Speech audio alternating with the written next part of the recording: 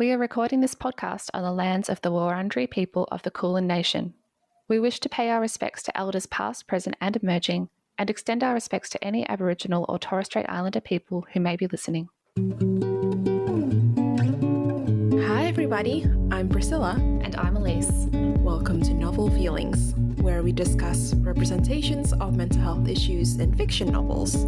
Today we're doing something a little bit different, and we are launching a little mini-series which is all about tropes that are used in stories, so fiction novels but also in broader media. So we're hoping to do a few of these to go out in the next couple of months, and depending how things go we might pick it up and do some more episodes about tropes as well, because I think they're really interesting to be honest, and cool to talk about, I guess, where they come from and how they come up in stories again and again, and what some of them get right and what some of them might not get so correct. That's right. If you don't know what a trope is, the basic definition is that it is a recurring theme or idea seen in stories over time. So, for example, a comic relief best friend, a mysterious stranger, a magical sword, only one bed in romance novel. Oh no, there's only one bed. Whatever shall we do? Huddling for warmth in a cave. Of course. Yeah, it's an excellent lots trope. of examples. Yeah. Yeah. So in terms of what inspired this series, so we don't think that tropes are necessarily bad, but some of them can perpetuate stereotypes about mental health issues as well as other stereotypes such as sexist or racist stereotypes. And we wanted to highlight both the good and the bad and encourage our listeners to recognise these tropes and to think critically. So before we get started on our discussion, please keep in mind that we are trained psychologists, but this podcast should not be taken as direct therapeutic advice. Please consult a professional for more specific and tailored advice. We are also talking as professionals and readers today, not necessarily from lived experience. Finally, we will also be including some spoilers, but we'll let you know when these are coming up. We particularly want to talk about Bridgerton, specifically the first book in the series, The Duke and I. So this episode might have come into fruition because we wanted to talk about Bridgerton a bit and kind of inspired us to start this little trope series because we've had a few interesting discussions about Bridgerton, not just about how dreamy the Duke of Hastings is, but a few other things going on too. Other more serious things, of course. Of course, yeah. Nothing if not serious all the time. That's right. All right, let's get started with our episode. First of all, let's have a chat about what do we mean by commitment issues. So according to a really good, I guess, database of tropes called TV Tropes. So this is a website, tvtropes.com, I think. Commitment issues is a trope where a character doesn't want to settle down with their love interest. That is, that they don't want to commit to their love interest in some way. Of course, there are lots of examples. So some that come to mind include Chandler Bing from Friends, Barney from How I Met Your Mother, and pretty much the entire plot of movies such as Runaway Bride. Despite these characters' commitment issues, nearly always they will get together with someone at the end of the plot.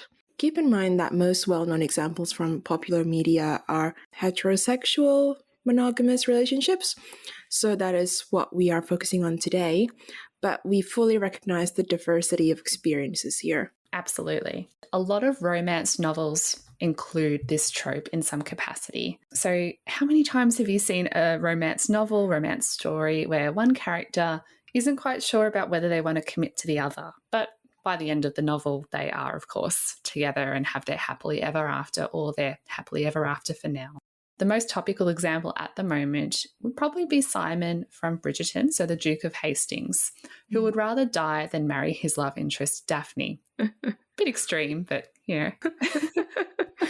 Oh, Simon. Yeah. So, as we mentioned, we will be talking about Bridgerton a little bit more later in this episode. Yeah, but first, what is some of the psychology behind commitment issues? In real life, there are a lot of reasons why people might have commitment issues.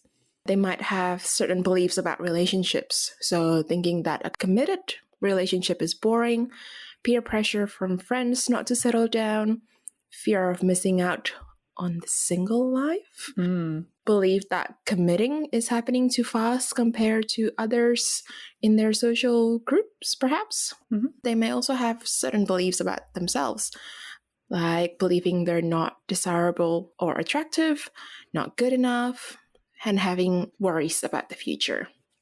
Or they might have beliefs about the other person in the relationship, such as worrying that this person is not a good match for them. So these commitment issues are usually a result of a person's previous experiences as well as their personality and thought patterns. So, Priscilla, you just covered a lot of examples of like the thought processes that might be going on that maintain why someone is having trouble committing to a person. But they don't just come out of nowhere. There's usually something that's happened in a person's life that leads them to develop those beliefs about themselves or about other people. So lots of things can cause this. So, for example, the media. So if you watch a certain number of stories and a certain pathway that tends to exist in relationships in media, you might have some beliefs about what should or shouldn't be happening in your own relationships.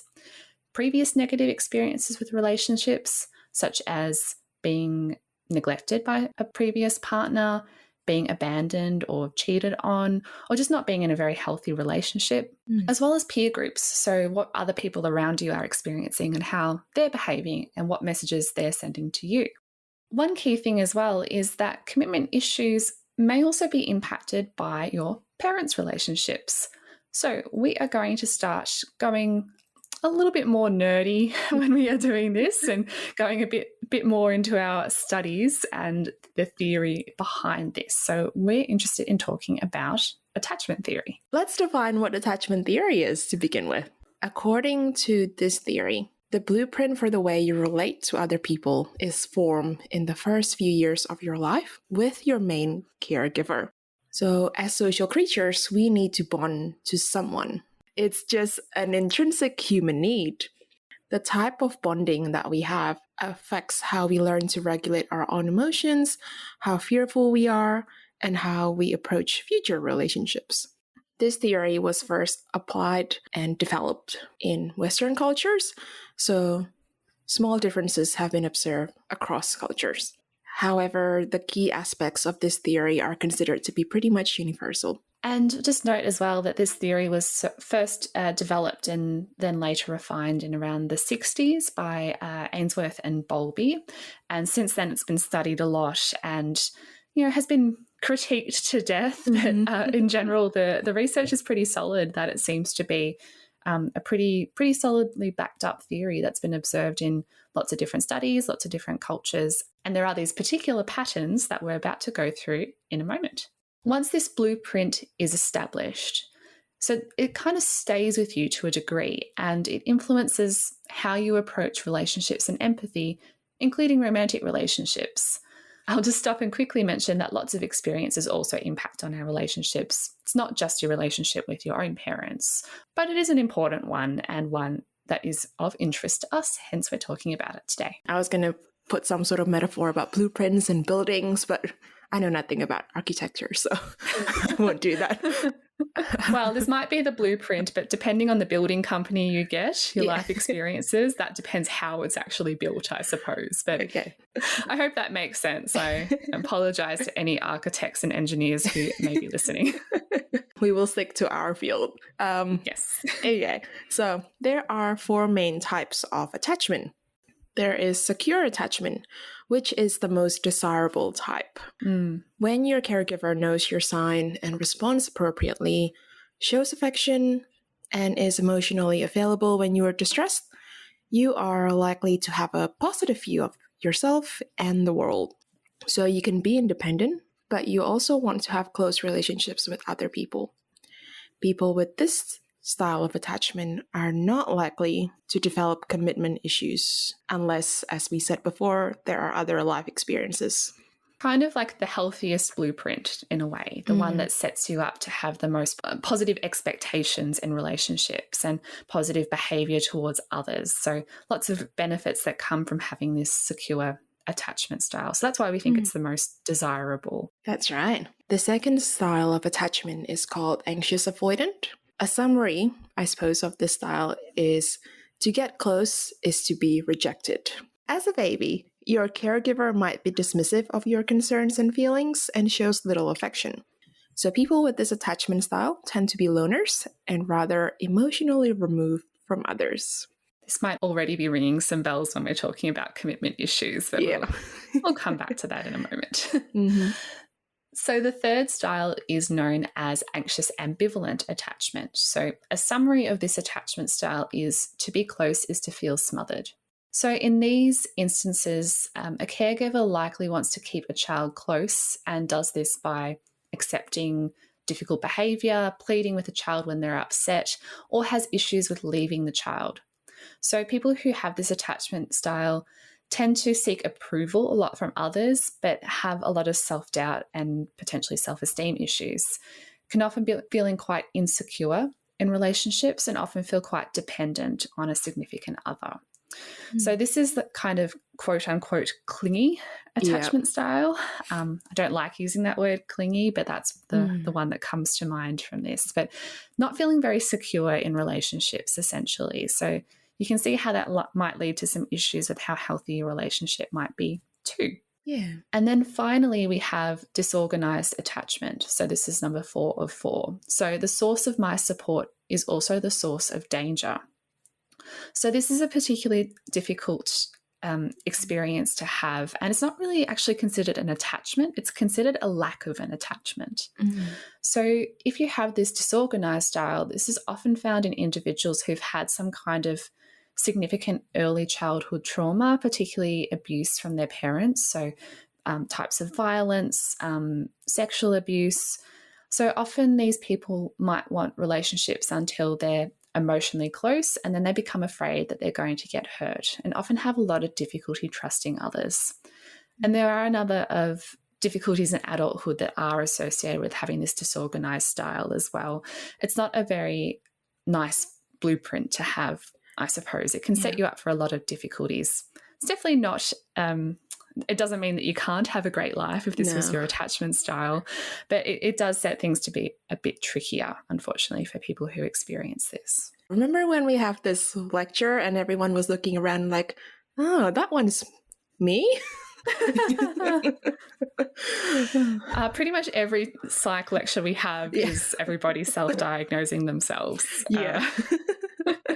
Oh, I definitely have this. That's right.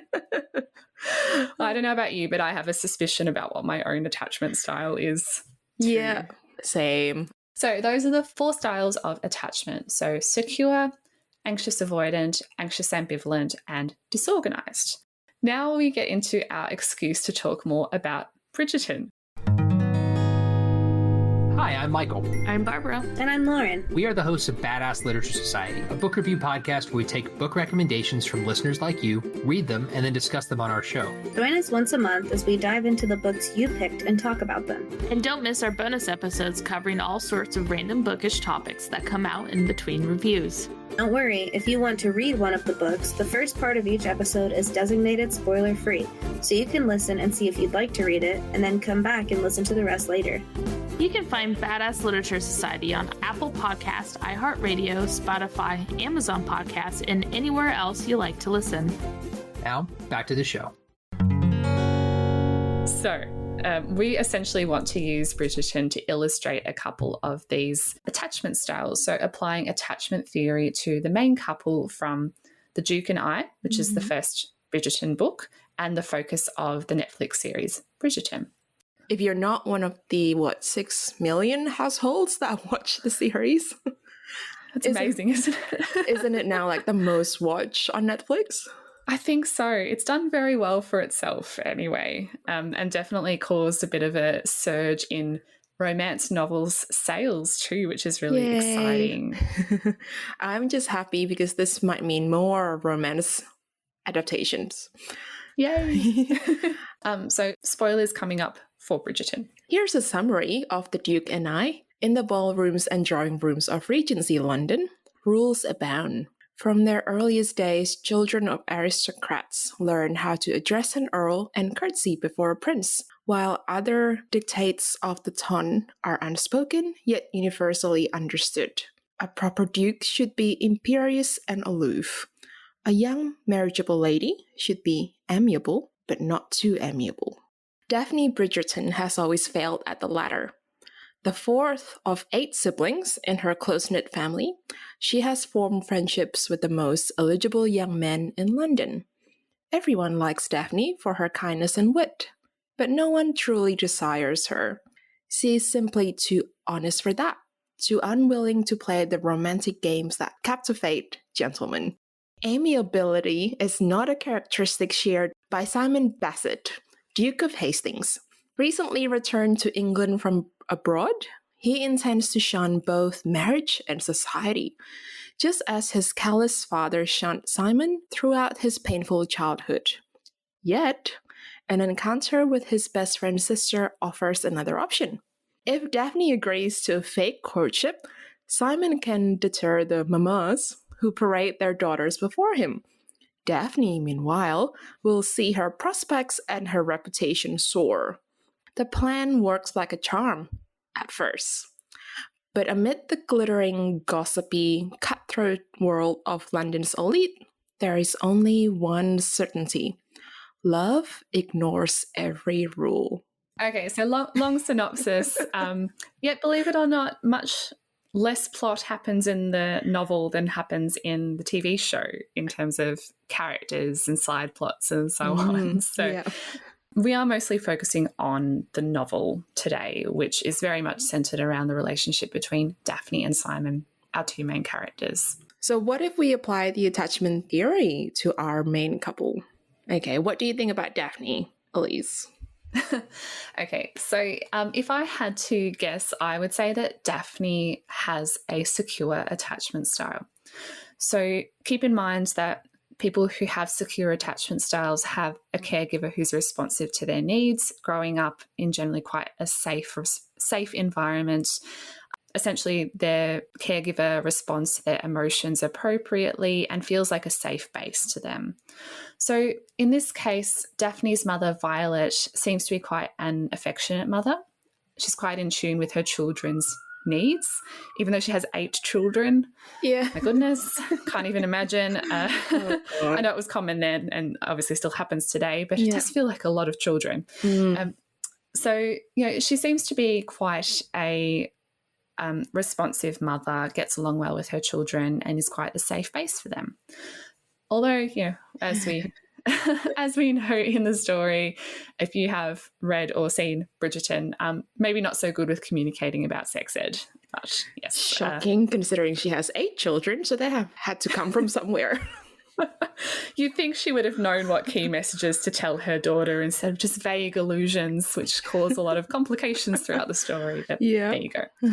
But anyway, Daphne, as an adult, wants a loving relationship. She wants a love match rather than a match that is just for finances or reputation, which is still quite common in this Regency era novel. And she has quite a hard time understanding some of the difficulties that Simon has with wanting that type of relationship. So we'll go into Simon and his beliefs soon. But yeah, Daphne herself seems to be pretty secure in herself and pretty secure in her wants and her needs for a relationship. We'll mention, though, that just because somebody has a secure attachment style doesn't mean that they have all of the answers when it comes to a relationship or that they're automatically a good person to be in a relationship with. So Daphne, throughout the story, is not without her faults, not without her own communications issues, and definitely makes a lot of her own mistakes along the way. And part of this is very much due to the environment that she's raised in, the expectations that have been placed on her, and the lack of education in some areas, particularly around sex ed. And then we've got our very handsome male lead, Simon. What do you think about his attachment style? Simon's a bit more complicated, I feel, than Daphne. I think his behaviors and the way he views and approaches romantic relationships reflect what we would expect from people with avoidant attachment. As we mentioned before, he would rather die than commit himself to a marriage. Doesn't want to develop any relationship with anyone, as far as we know. Maybe friendships. He can have a few sort of ongoing male friendships, but that's about all that he's dedicating himself to. Yeah, nothing that involves being vulnerable at the next level, because I think even his best friend doesn't know everything about his upbringing. And we find out throughout the plot that Simon's aversion to relationship or romantic relationships are due to the vow that he made his father when his father was dying. He's vowed to end the Hastings line. Is it the Hastings line or the Bassett line? I can't remember. This is a question for me. For some reason, I thought that Simon's surname was Hastings for a while, but I think it's actually Bassett. It is, yeah. So he's the Duke of Hastings, but his surname is Bassett. I don't know British monarchy and dukedom very well, so there's probably some his history buff listening, going, "Oh no, terrible." Don't at us about this, please. The point is, he would like his family tree to end with him, so he can't have any heirs. And so why does he want to end the line? Why is that so important to him? Because Simon's father was awful to him. He was absolutely dismissive of Simon due to Simon's speech impediment. And he called Simon a lot of names. Yeah, very ableist, very, very emotionally and verbally abusive, I would say he was towards Simon. Yeah, and so no affection was ever shown to Simon. Simon was then sent away, and I think his father pretended he was dead for many years. Yeah, pretty awful father. Yeah, he was not doing his job. And Simon's mother died in childbirth as well, so she wasn't around to be a caregiver either. And Simon was essentially raised by the staff. Luckily enough, he did have some very kind staff around him who kind of took him under his wing and taught him what his father would not teach him and showed him love and affection.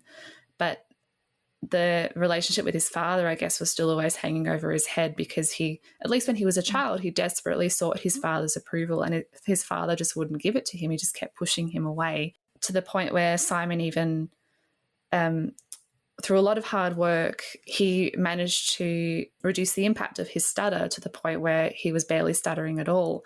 But even being in the presence of his father was enough for that to kind of come back. And yeah, his father was then dismissive of him once again when he heard him stuttering again. It's really sad, the relationship between Simon and his father. Yeah, it is. So when he gets this relationship with Daphne, he has a really hard time communicating honestly with her. And that became one of the main issues in their relationship. By the end of the story, he seems to have changed his mind, basically, on marriage and children. And he has a child by the end of the book. But if we want to be realistic about it, I imagine he would have to keep working on being less self-sufficient throughout their relationship, and probably wouldn't change his mind that quickly about children. Probably not, no. So in the book, and I guess to an extent in the TV show as well, Simon starts to overcome that desire for revenge upon his father by, and that was really the driving reason why he didn't want to have a marriage and have an heir, because he wanted to take that revenge on his father. And, you know, there's a lot of plot that happens in between. Yeah, but that's the main one. Yeah, but essentially, you know, he does fall in love with Daphne, and she very much wants to have a child and wants to be in that marriage and wants to do the traditional thing. Yeah. And he doesn't want that at the start, and starts to overcome that through a lot of trials and tribulations with Daphne, and sort of eventually coming to terms with there not really being much, you know, quote unquote point in trying to avenge his father, and starting to perhaps come to more of a term of acceptance about what that relationship was like. So we learn in the book that there were a series of letters that his father left him, for example, which were not quite an apology, but were I think his father maybe starting to try to reach out to him more in his older age before he did die. But yeah, it's still happens fairly quickly in that kind of romance novel classic way, doesn't it? Yeah, happily ever after. That's it.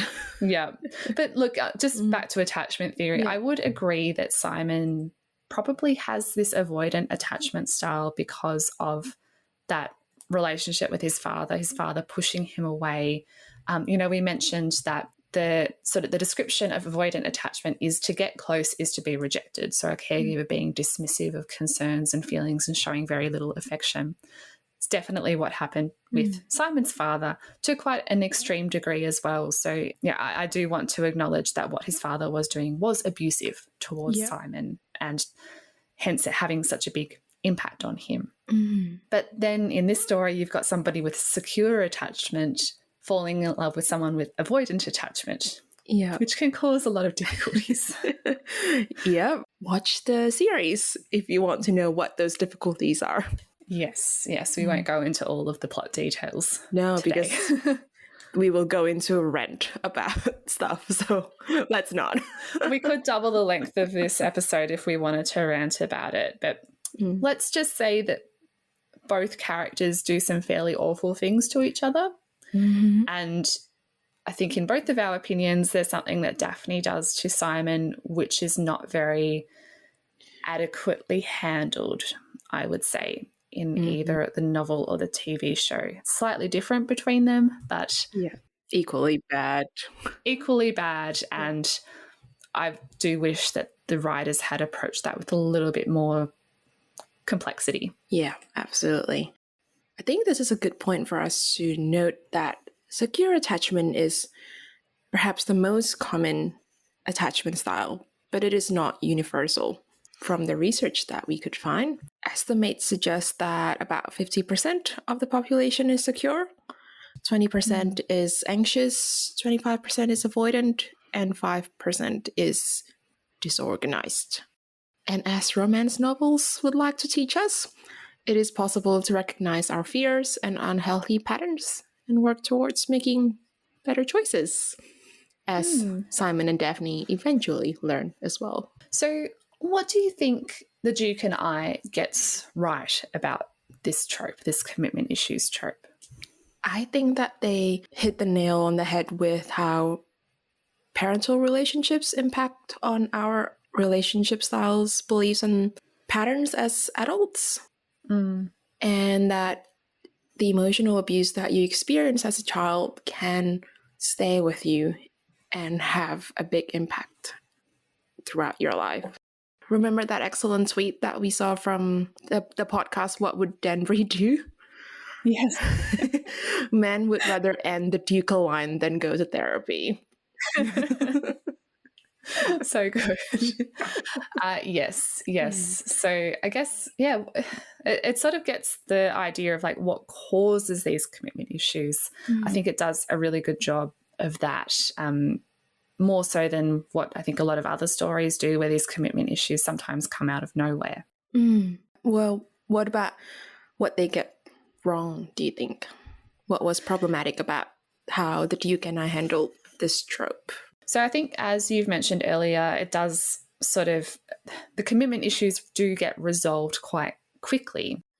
By the end of the novel, Simon, who originally, as we mentioned, would rather die than get married and have children, is married with children. So we learn in the book that Simon and Daphne get married and have 4 children in 4 years. Oh, God. Which is, for some, it's a complete 180, right? Yeah. So, and Simon, to the best of my understanding, was very happy with that, was a loving dad, a loving husband. It very much felt like a happily ever after in that final chapter, as well as the epilogue. So we learn a lot of this in the epilogue, which was released a number of years after The Duke and I, but is packaged as part of standard editions of The Duke and I. So if you don't know what I'm talking about, like 4 kids, what do you mean? They had 1 kid, didn't they? No, they actually have 4. And then she becomes pregnant again at like 40. So, basically at the end of the day, they're very like settled in a traditional way for the Regency era. Yeah, as we've mentioned, Simon has a lot of childhood trauma that he hasn't really worked through. Not to the best of my understanding, though. Yes, he started to overcome some of those beliefs, but if he were a real person, I feel like he would need a bit more time. And for them both, I suppose, to work through some of the difficulties that happen early in their marriage throughout the book. It does get resolved in quite a short, sharp turnaround time, I think. Yeah. What would you like to see less of when it comes to this trope in novels? Like all tropes, it's fine. They're there. You know, and they're often a reflection of real life. So people do have difficulties with commitment in real life. So you've got to include that at some point. But I would like to see fewer oversimplifications of why commitment issues occur. And on that note, like I mentioned, fewer instances of commitment issues just coming out of nowhere, coming out of the blue. And as illustrated by Simon, I'd like to see fewer characters who don't want to be in a relationship or married with kids completely flipping the switch and being okay with commitment through their happily ever after. At least not so smoothly. Just a little bit more realism there, I think, is the challenge. What about you? I agree with those. I also would like to see less of commitment issues being seen as a fatal flaw, I suppose, a personal fault or failing, rather than this complicated thing that could have arisen out of several difficult experiences. So people with commitment issues or non-secure attachment styles are not inherently bad. They're not evil people. These issues come from somewhere, and hopefully, how do I say this in a nice way? It's possible to work through these issues. Yes, I was going to say, if they would like to be in a healthy relationship, you would hope that they would work on these issues and develop self-awareness about their patterns. Yes, yeah. Commitment issues is not the same thing as being immoral. Yes. Essentially. Exactly. On the flip side, what would we like to see more of? I would love to see authors maybe keeping attachment theory in mind and including more of a background as to why their characters have commitment issues. And I would love to see characters learning to overcome commitment issues through working on themselves and their own beliefs and not just meeting that absolutely perfect person. Go to therapy. We love therapy. Yay. Or at least do some self-reflection. I think, if you're not going to go to therapy. Yes. Absolutely do not put the weight on this dream person to make everything all right.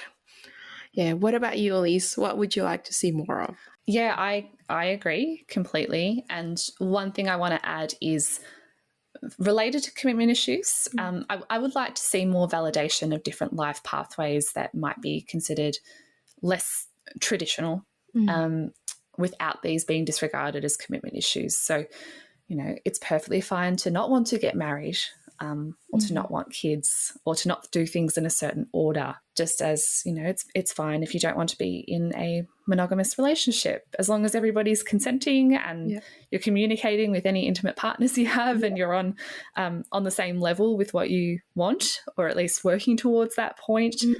There are many different ways to do it, and that doesn't mean that someone has commitment issues just because they don't maybe want to do things the quote-unquote traditional or the heteronormative way. So commitment issues, I think, are very separate from that, and I would like to see those being kept a little bit more separate. Excellent. And that wraps up our summary of this trope. Hopefully you've learnt something about attachment theory.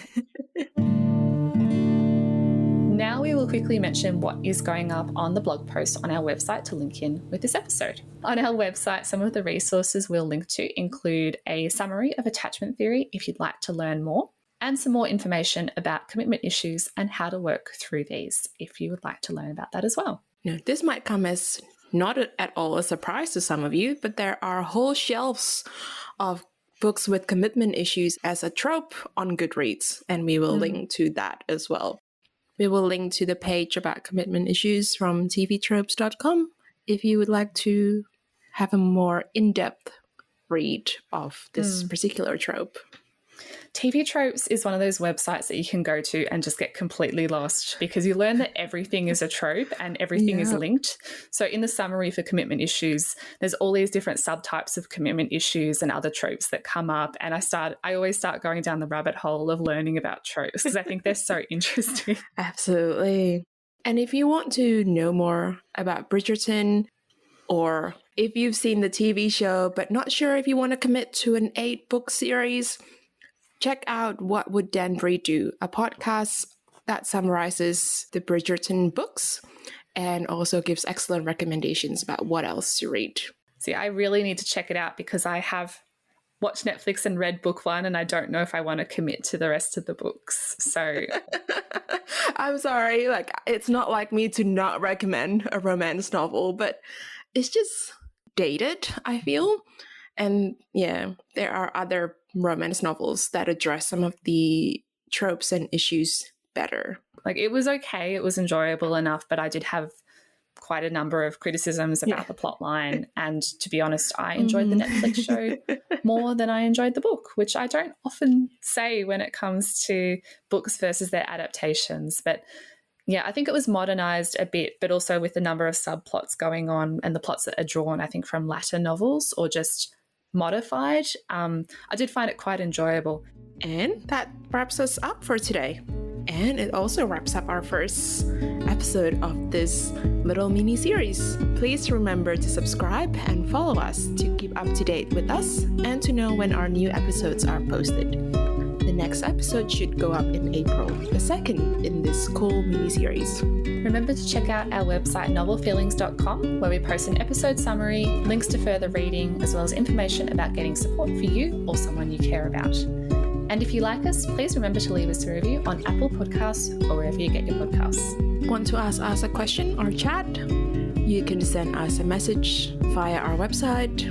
To keep up to date with us, remember to follow us on social media. At the moment, we are on Instagram, Twitter, and Goodreads. Find us through @novel_feelings. You can also find my Bookstagram, which is suffering in hiatus at the moment, but I'm still there. It is @pavewithbooks with an extra S. Okay, well, that wraps us up for today. Thank you for listening to our first episode about tropes, and remember to tune in next month for our next one. So, thank you so much. Catch you next time. See you then. Bye.